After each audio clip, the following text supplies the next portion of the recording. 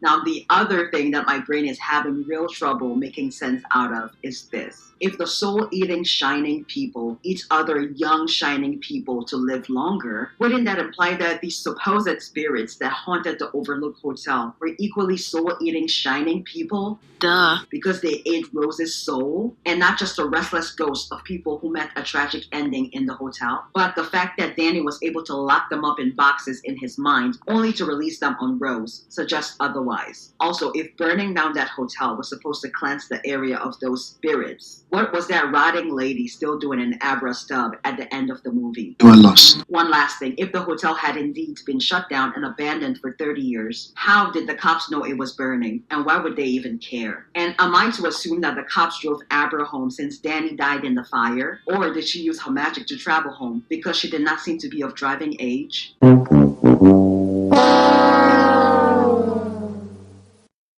Yeah, that was me about 6 years ago after going to see Dr. Sleep at the movies.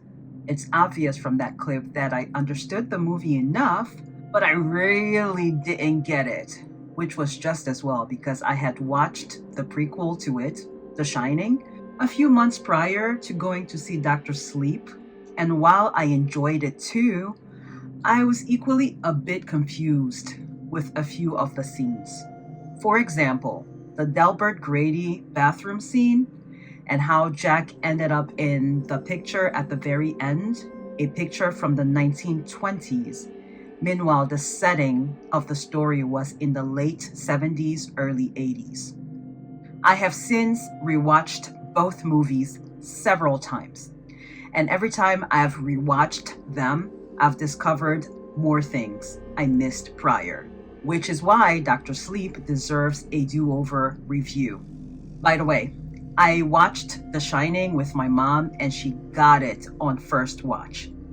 Meanwhile, it took me 3 watches to fully understand what was going on. I should also mention that I haven't read any of the Stephen King books that these movies are based on. So my review and compare and contrast will be based strictly on the movies. So without further ado, let's get into this. The opening scene of Dr. Sleep is an aerial shot. It's the POV, point of view, of the people who consume souls, searching for someone who shines to consume, which they do. They find the little girl, Violet, eliminate her, and consume her soul. That part I got my first go around watching the movie, and I mentioned it in my initial review. These quote-unquote people who consume souls aren't actually people. They are ghosts who look human. I don't know how I didn't get that the first time around. I mean, it's alluded to 3 different times in the movie. I'm still human. Do you care? These people. They look like people anyway. They took him. And they ate him. I don't understand. You will. I thought we lived forever. Did someone promise you that, Andy? Did someone say you're immortal? I said live long, eat well. Even the way they die isn't human. They start to burn, disintegrate, and turn into steam. That's not normal. That's straight up demonic. The more souls they consume, the more human they look and stronger they become. So back to the opening aerial shot of Dr. Sleep. It's reminiscent of its prequel, The Shining, except it's a different location. In The Shining, the aerial shot is of first Jack Torrance by himself, and then later Jack Torrance, Wendy, and Danny driving through those mountains to get to the Overlook, which was, and I quote, supposed to be located on an Indian burial ground, end quote. The site is supposed to be located on an Indian burial ground, and I believe they actually had to repel a few Indian attacks as they were building it. The scene has been set. No good is going to come from staying in a hotel which was knowingly built on a burial ground. A burial ground that the proprietors of the hotel had to repel a few Native American attacks in order to build. In other words, the natives did not want them there, but they built their hotel anyway. There is another beat for beat nod to The Shining's opening shot in Doctor Sleep when Danny decides to go back there as an adult. Sidebar, this tends to be the case with sequels I've seen recently. The parallels between the original and the sequel, most notably in movie franchises like Beetlejuice, Hocus Pocus, and Wicked/The Wizard of Oz. Now, on to the people who quote unquote shine.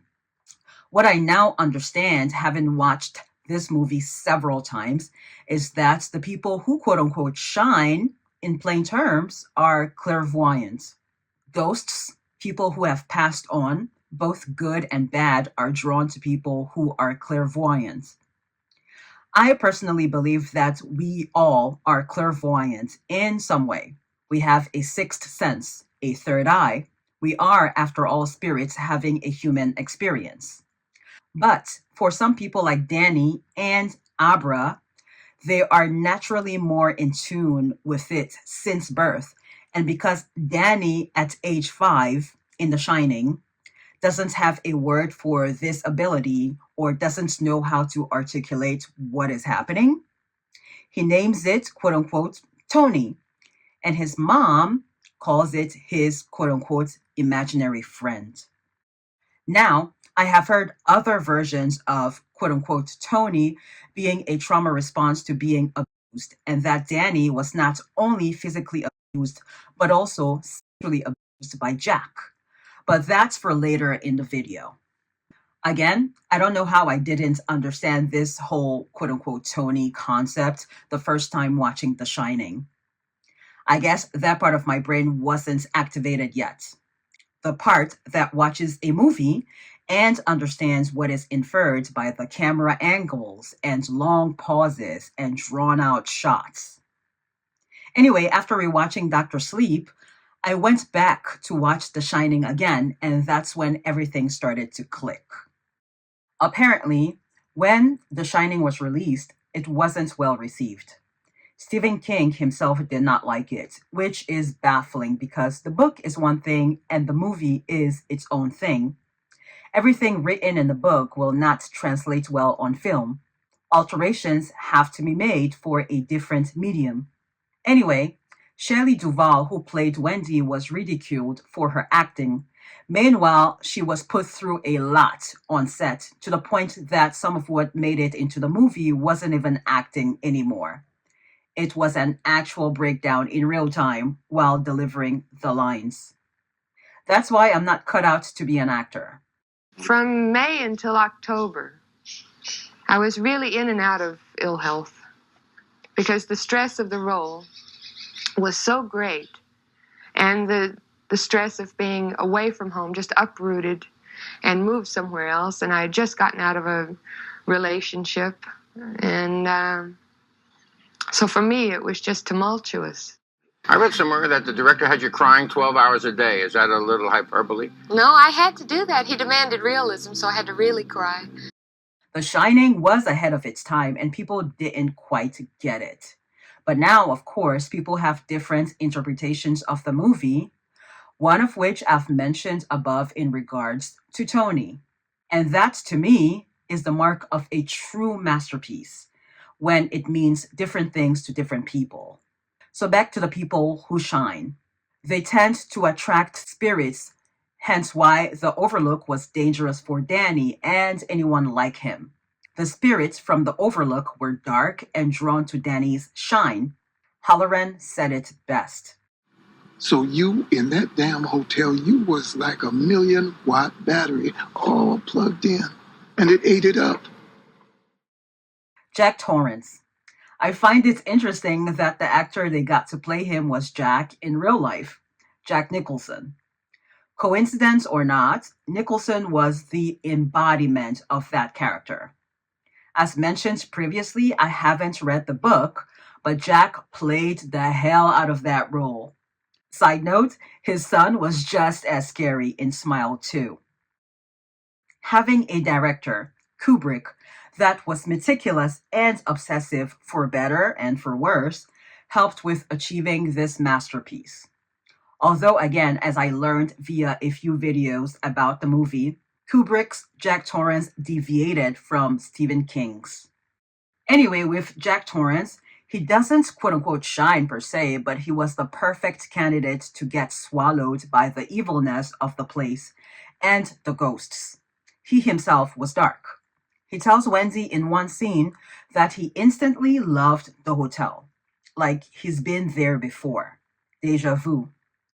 When we first came up here, I thought it was kind of scary. I fell in love with it right away. When I came up here for my interview, it was as though I'd been here before. I mean, we all have moments of deja vu, but this was ridiculous. Like I said previously, we all are clairvoyant, including Jack Torrance. But his isn't like Danny's. Jack might be in tune with his sixth sense all right, but in a different way, an evil way. Jack doesn't appear to like his wife or son very much. It's like they are an annoyance and an inconvenience. The exact kind of person who gets married and has kids just to check off a box, but if he had it any other way, he wouldn't have. Societal pressure. Although Jack had the air of someone who cannot be pressured into doing things he doesn't want to. Then again, I have no idea what it's like to be a man who is a recovering alcoholic and has endured abuse as per the book, according to some videos I have watched. And then to have a wife and a child and be desperate for some time alone and money that you take a job that involves long periods of isolation. Jack, being the victim of abuse, in turn victimizes Danny. In one particular video breakdown I watched, the creator speculates that Danny is not only physically abused by Jack, but also sexually abused. Enter the infamous Room 237. There is no Room 237, according to this creator. It is simply a symbol of Danny's trauma and constant reminder of the abuse at the hands of his father.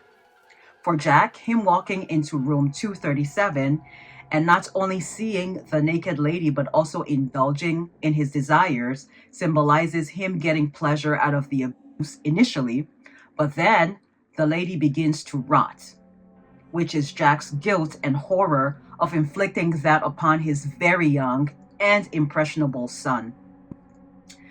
I will never be able to watch The Shining the same way ever again after listening to that interpretation.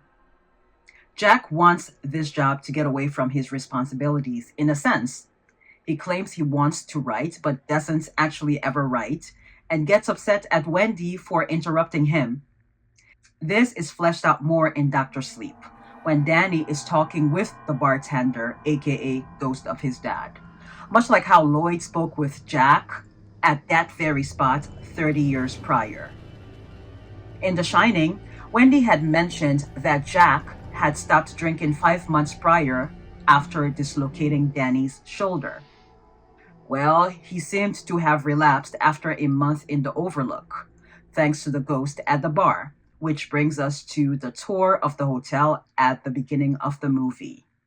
During the tour of the hotel, which included the tour of the pink and gold ballroom, all men said they remove all the liquor from the place before they shut down for insurance purposes.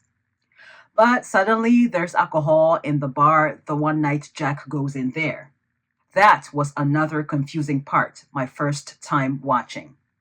I now know that there was in fact no alcohol. That was Jack's descent into madness aided by the ghosts. Another interpretation, which was how my mom understood that scene, is that Lloyd did in fact provide Jack with alcohol, and him telling Jack that it was on the house and that his money had no use there meant that by Jack not just sipping but knocking back that drink, he had just signed away his soul to the evil in that hotel. They now own him. Which brings us to the Delbert Grady bathroom scene when Delbert tells Jack that Danny has brought a black person, aka Halloran, into the situation and that he corrected his own daughters and wife when they quote unquote interfered. That was him ordering Jack to get rid of Wendy, Danny, and Halloran. I find the similarities between these two scenes telling. Forever and ever and ever. I wish we could stay here forever and ever, ever.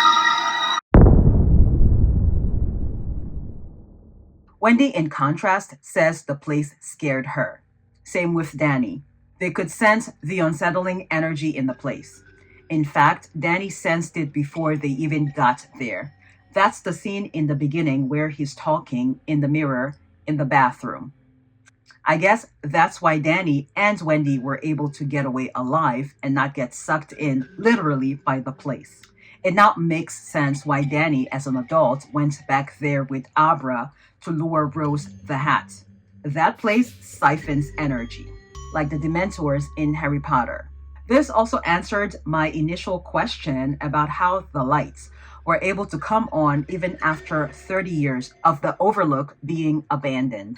Both Danny and Abra's energy, or quote-unquote shine, awakened the place. Not to mention Danny making a stop in the boiler room upon arrival because he intended to set the place on fire, which, as I understand, is what happened in the book The Shining. The hotel went up in flames at the end. I guess Dr. Sleep was a way of marrying Kubrick's work with Stephen King's for fans of both. And since we're comparing and contrasting both movies, it just wouldn't be right if I don't mention other parallels in the movies. I'll just let them speak for themselves.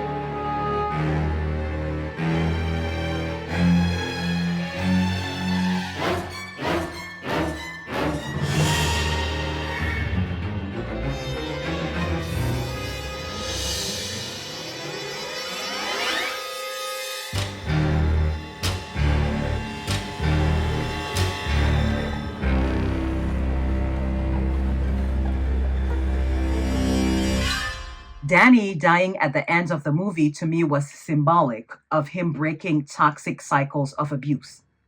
Abra played a role in saving him, but ultimately, he saved himself. If it wasn't for her, he wouldn't have gone back to the Overlook Hotel to face his demons, quite literally, and set them ablaze. I could also draw a parallel between how Halloran, Danny's mentor, and Danny himself died. Halloran dies a violent death at the Overlook at the hands of an axe-wielding Jack who hacks him to death. Danny too dies a violent death at the Overlook by burning to death. Danny then revisits Abra the same way Halloran revisited him as a child while in Florida, and then again as an adult, one last time. Masterpiece.